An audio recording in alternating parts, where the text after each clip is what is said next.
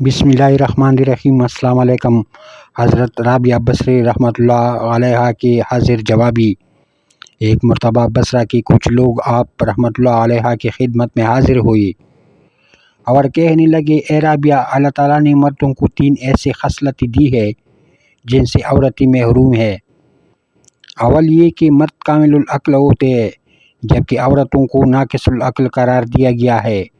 یہی وجہ ہے کہ 2 عورتوں کی گواہی ایک مرد کے برابر ہوتی ہے۔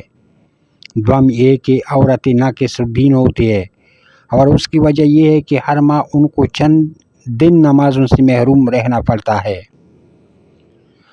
سوم یہ کہ اللہ تعالیٰ نے مرتبہ نبوت پر ہمیشہ مردوں کو ہی فائز کیا ہے اور آج تک کوئی عورت نبوت کی منصب پر فائز نہیں ہوتی۔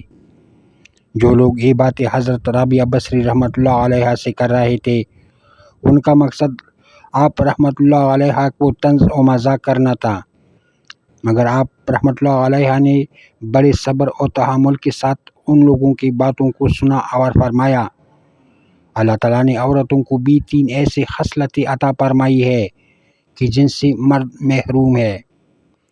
اول یہ کہ آج تک کسی عورت نے خدائی کا دعویٰ نہیں کیا، یہ خاصہ بھی صرف مردوں ہی کے حصے میں آیا کہ انہوں نے خدائی کا دعویٰ کرنے سے بھی گریز نہیں کیا۔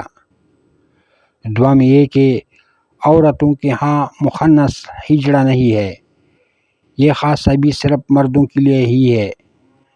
سوم یہ کہ یہ بات درست ہے کہ اللہ تعالیٰ نے کبھی کسی عورت کو مرتبہ نبوت پر فائز نہیں کیا، لیکن انبیاء، صدیق، اولیاء کرام اور شہداء ہوئے ہیں، وہ عورت ہی کی بطن سے پیدا ہوئی، انہی کی گود میں تربیت پا کر پرورش پائی۔